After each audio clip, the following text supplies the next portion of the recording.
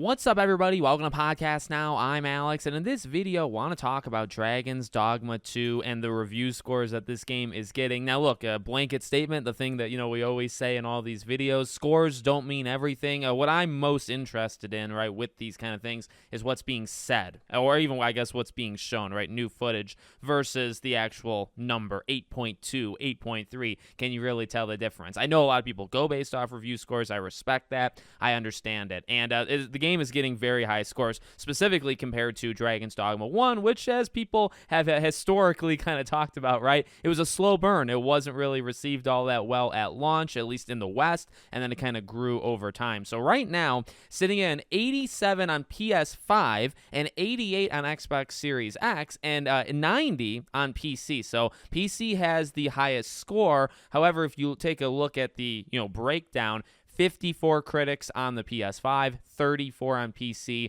and 14 on Xbox. Now, there is a war going on, much like there always is with console warriors, of which of the two systems is better. I've seen some arguments for Xbox. I've seen some arguments for PlayStation. It seems like PC is the literal best place to play it, which wouldn't be shocking to me, although sometimes PC versions of games are like the absolute worst. But it feels like for this game and this situation, PC might, statistically, in terms of all the actual metrics, might be the best place to play it. And to be honest, the reason I spent so much time talking about this was one of the bigger criticisms. If you're wondering, oh man, not 91, 92, 93, there's two main things to me that I'm seeing that kind of hold it back. Number one is performance, because it's kind of all over the place. And when you read reviews on PS5 or Xbox, you see people say, like, hey, the game does look good. And the cutscenes in this game, they rely more on cutscenes than, say, the first game. And, that engine does its job. But at times, because of the frame rate and because of just some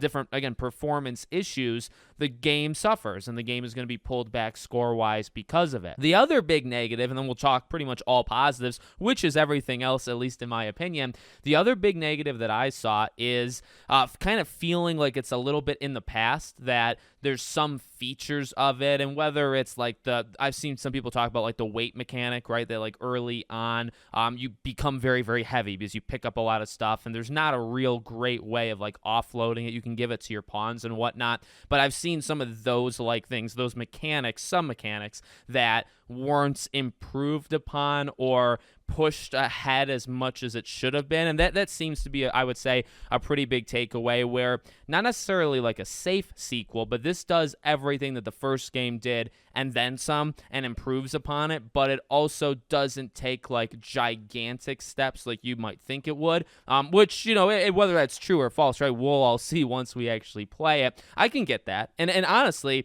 when you look at the game and when you hear, what they're talking about, they are focusing a lot on the strengths. Now, I don't actually look at that as a negative thing, right? There's a specific, actually more than one, right? Plural. There's multiple reasons why Dragon's Dogma is so loved. And if you're going to focus on those, and again, the highlights of Dragon's Dogma 2, the exploration, the vocations, right? It seems like the sense of wonder and exploration of, not the quest markers, right? Not having those in and relying on the pawns, and the AI is smart. And I mean, what does that sound like? It sounds like some of the stuff that was built and started in the first game and then just improved upon and made better, for this game.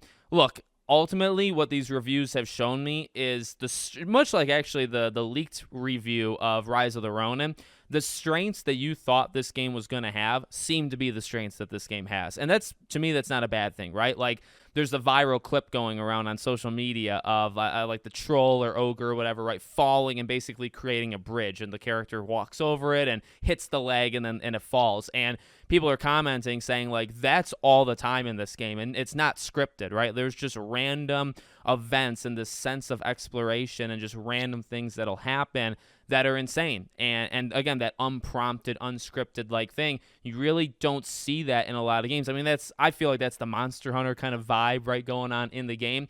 but it just seems like the strengths of the first game that you thought were the strengths have been improved upon, the things that you would think would be improved upon, right? And they are. And that's what you get with this game. Kind of short and sweet. Like I did read as many reviews as I could. I watched a couple as well. The game looks phenomenal. I didn't want to go like too much into it though, so I did kind of stop myself because it just seems like what I thought it was going to be. If you're into the exploration, if you're into really like the not hand holding, right? Like this game is going to be that game for you.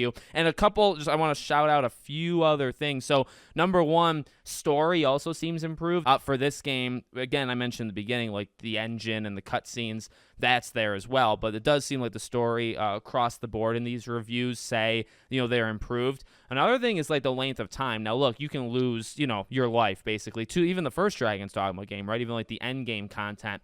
It seems like this game is only around, if you rush it, if you stay very singular, right? Maybe 25, 30, 35 hours. Now, if you're going to replay it multiple times, if you're going to really try out all the classes, right? If you're going to experience it to its fullest, you're going to get hundreds, and people have sunk hundreds of hours into the first game. If you're just going at it saying, hey, I want to experience this game, give me most of it, but I'm not going to, play this for the next 5 months, it seems like it's actually a pretty, 25 hours, that's very reasonable, in this world that every game is 90. I'm totally fine with that. Again, that's if you're going into it with like a specific objective. It feels like if you're going to go and you're really going to experience everything that this game has, it's not 25 hours, right? It's going to be much, much more. It really, for this game, and this game is kind of specific in this way, it really does depend on the player and what you're searching for or what you're going into this game for. So those are just a couple extra things I want to shout out. Ultimately,